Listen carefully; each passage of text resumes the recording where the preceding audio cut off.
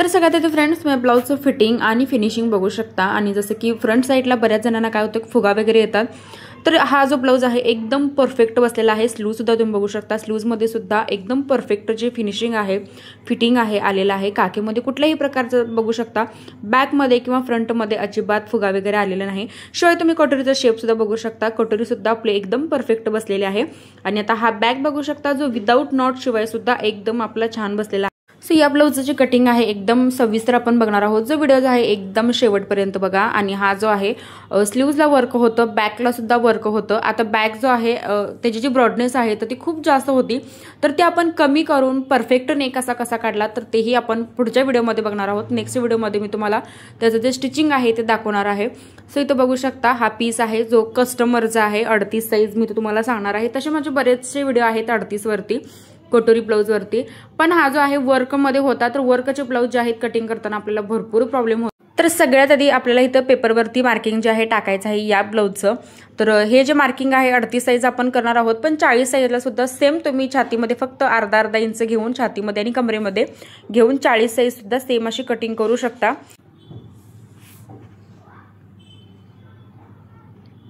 आता सगळ्यात आधी आपल्याला ब्लाउजची उंची घ्यायची आहे, तर आता 38 साईजला मी ब्लाउजची जी उंची आहे तर ती 14 + 1 इंच घेत असतो, पण या कस्टमरला जे आहे 13.5 इंच उंची जी आहे आपली रेडी हवी होती। सो मी तर 14.5 इंचावरती उंची जी आहे घेणार आहे, म्हणजे रेडी होऊन आपली 13.5 इंच उंची तयार होते। जर तुमची हाईट जास्त असेल आणि 38 माप असेल तर तुम्ही 14 इंच उंची अगदी व्यवस्थित बसते 38 साईजला। तर आता आपण इथं उंची घेणार आहोत 13.5 + 1 इंच 14.5 इंचावरती आपल्याला पूर्ण उंचीचे जे माप आहे तर ते टाकायचं आहे। आता जे पेपर पॅटर्न मी दिलेले आहेत त्यामध्ये सुद्धा तुम्ही उंची जी आहे कमी जास्त करू शकता। बरेच जण पॅटर्न जे आहे घेतलेले आहेत त्याच्यावरती सुद्धा जो व्हिडिओ आहे मी बनवणार आहे की उंचीमध्ये आपल्याला कसं कमी जास्त करायचं आहे। आता हे बघा 13.5 आपली उंची होती, 14.5 इंच घेतली। त्यानंतर जे शोल्डर आहे मी 5.5 इंच घेतलेला आहे। आता शोल्डर आपल्याला 5.5 इंच घ्यायचा आहे। त्यानंतर जो मुंडा आहे तर तो आपल्याला घ्यायचा आहे 6 इंचावरती। आता मुंडा मी 6 इंचावरती घेतला। त्यानंतर छातीचं जे माप आहे आपल्याला घ्यायचं आहे। आता छातीचं जे माप आहे आपलं 9.5 इंच येतं, 38चा चौथा भाग आपला 9.5 इंच येतो। 9.5 + 2 इंच एक्स्ट्रा मार्जिन जे आहे त्याच्यामध्ये आपल्याला ऍड करून घ्यायचं आहे। जे कमरेचं माप आहे तर ते आहे 8.5 इंच, 8.5 + 2 इंच त्याच्यामध्ये सुद्धा आपल्याला मार्जिन 2 इंच एक्स्ट्रा घ्यायचं आहे कमरेमध्ये।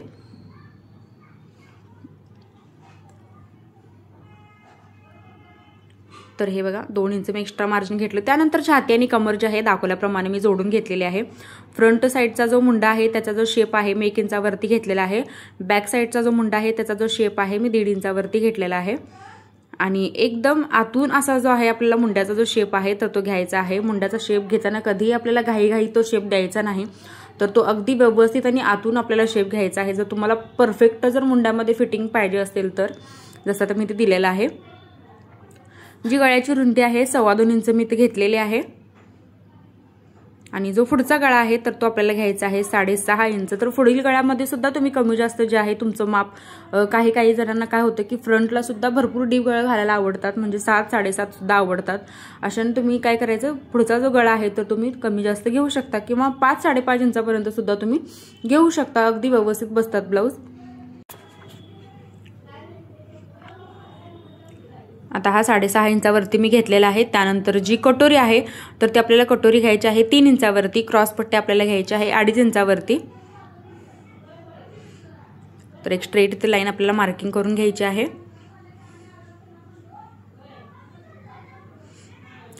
आता 38 साईजला बऱ्याच वेळेला मी जी कटोरी आहे माझी 38 साईजला तर ती 6.5 इंच घेत असतो, पण या कस्टमरला जे आहे त्यांचं जे छातीचं पोर्शन आहे थोडंसं कमी होतं।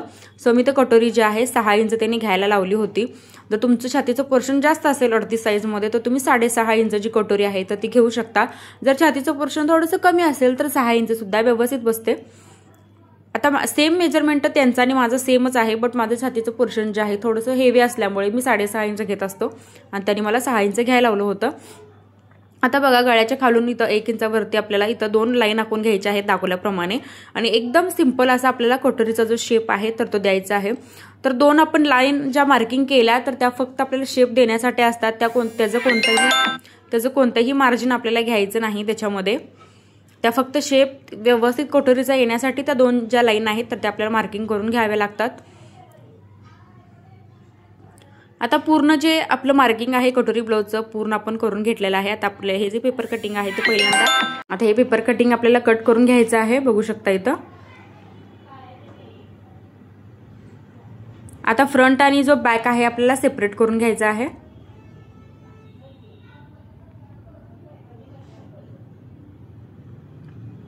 गळ्याच्या दोन्ही साइडला आपल्याला कट्स द्यायचे आहेत।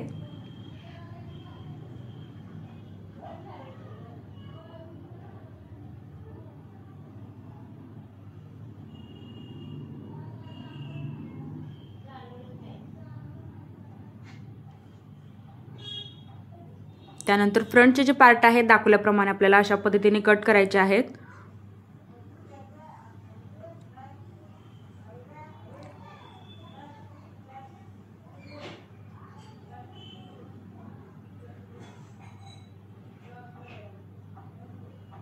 तर हे बघा सगळे जे पार्ट आहेत आपण कट करून घेतलेले आहेत।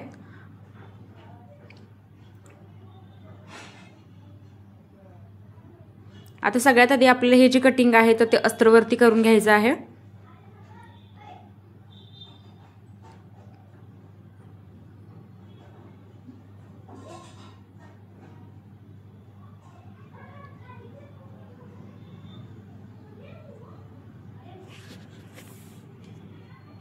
आता बॅक पार्टसाठी बरेच जण मला विचारतात की बॅक टक्ससाठी एक्स्ट्रा मार्जिन वाढवायचं का, तर अजिबात वाढवायचं नाही एक्स्ट्रा मार्जिन।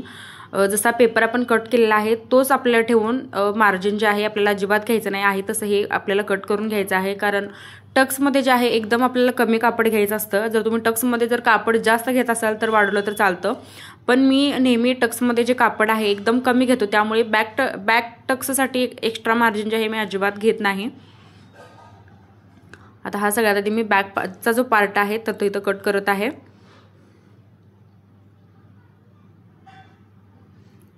त्यानंतर बाकीचे सगळे जे पार्ट आहेत आपल्याला आहे तसे ठेवून इथं कट करायचे आहेत।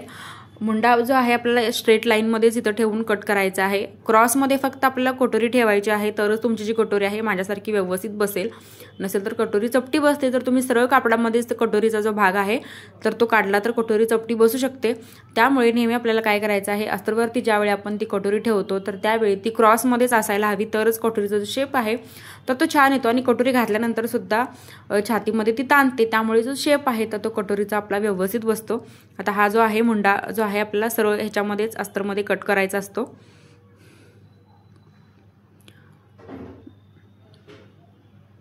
आता हे कटोरी बघू शकता तुम्ही क्रॉस मध्ये ठेवलेले आहे मी अस्तरवरती।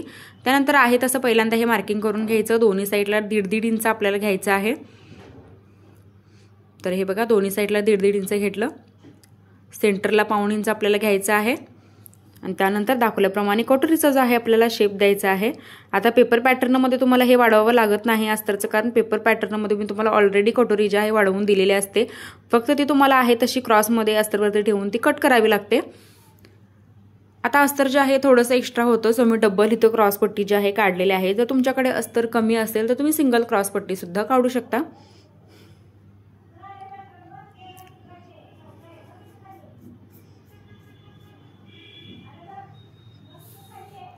आता इथं हात उंची जी आहे 9.5 प्लस 10.5 इंच मी घेतलेले आहे, 1 इंच मार्जिन वाढवून घेतलेलं आहे। त्यानंतर हाताच्या घडीचं जे माप आहे मी 10 इंचावरती घेतलं। 9.5 आपलं छातीचं माप असतं, अर्धा इंच त्याच्यामध्ये मी वाढवून घेतलं। त्यानंतर नेहमी जशी आपण स्लीव्ज कट करतो तशा पद्धतीने जी स्लीव्ज आहे इथं मी कटिंग केली आणि डायरेक्ट अस्तरवरती मी कटिंग केलेली आहे, बघू शकता तुम्ही। साईडला आपल्याला जो जोड आहे तर तो आपण तो जोड जो आहे नंतर लावून घेणार आहोत। आणि आता हे जे सगळे पार्ट आहेत आपण कट करून घेतलेले आहेत। त्यानंतर मेन कापडावरती आपल्याला सगळ्यात आधी आपला जो बॅक पार्ट आहे तर तो व्यवस्थित ठेवून इथं कट करायचा आहे। आणि हा जो बॅक पार्ट आहे याची जी गळ्याची रुंदी आहे तर ती 6 इंच होती आणि आपल्याला जी गळ्याची रुंदी आहे तर ती आपण 2.25 इंच ठेवतो आणि याची जी गळा रुंदी आहे तर ती 3 इंच, म्हणजे एका साईडचं जर म्हटलं तर 3 इंच गळा रुंदी होती, तर ती सुद्धा आपण कमी कशी केली किंवा कशी स्टिच केली आणि कसा शेप वगैरे व्यवस्थित आला तर ते आपण नेक्स्ट व्हिडिओमध्ये बघणार आहोत। जर तुम्हाला व्हिडिओ बघायचा असेल तर मला कमेंट करून सांगा, तर बॅक नेकचा सुद्धा कटिंगचा आणि स्टिचिंगचा जो व्हिडिओ आहे मी नक्की अपलोड करेन। आता इथं मी स्लीव्ज जी आहे तर ती कट करून घेतलेली आहे दोन्ही साईडला सिंगल स्लीव्ज ठेवून आपल्याला ही कट करायची आहे. तर काय करतात की तुम्ही एका साईडचा जो स्लीवचा शेप असतो फ्रंटचा तर तो अजिबात काढायचा नाही. तर तो शिवत्या वेळेस तुम्ही कट करा, कारण ते सोपं पडतं आपल्याला. नंतर आपल्याला जास्त काही बघावं लागत नाही की फ्रंटचा शेप कोणता आहे किंवा बॅकचा शेप कोणता आहे. आणि स्लीव्ज आणि बॅक जो आहे मी कटिंग करून घेतलेला आहे. त्यानंतर आपले जे राहिलेले सगळे पार्ट होते तर ते अशा पद्धतीने पहिल्यांदा आपल्याला सेट करायचे आहेत. आणि त्यानंतरच मग हे जे सगळे पार्ट आहेत आपल्याला कट करून घ्यायचे आहेत. आता ह्यामध्ये फक्त तुम्ही शिलाईसाठी थोडं कापड जे आहे एक्स्ट्रा ठेवलं तरी चालेल. जसं इथं मी ठेवलेलं आहे, कारण शिवायला आपल्याला सोपं जातं.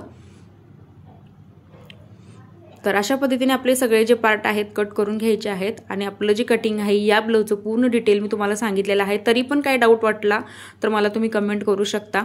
आणि पेपर पॅटर्नसुद्धा माझे अवेलेबल आहेत, तर ते तुम्ही मागवू शकता. सो फ्रेंड, आजचा व्हिडिओ तुम्हाला कसा वाटला हे कमेंटमध्ये नक्कीच सांगा. काय डाऊट असतील तर तेही तुम्ही मला कमेंटमध्ये विचारू शकता. नेक्स्ट व्हिडिओ कोणता बघायचा आहे तेही मला कमेंट करून सांगा. चॅनलवर जर नवीन असाल तर सबस्क्राईब नक्की करा. सोबत बेल आयकॉनलाही प्रेस करा, जेणेकरून जो व्हिडिओ अपलोड करेल त्याची नोटिफिकेशन जे आहे सगळं तिथे तुमच्याकडे. आणि व्हिडिओ शेवटपर्यंत बघितल्याबद्दल अगदी मनापासून धन्यवाद.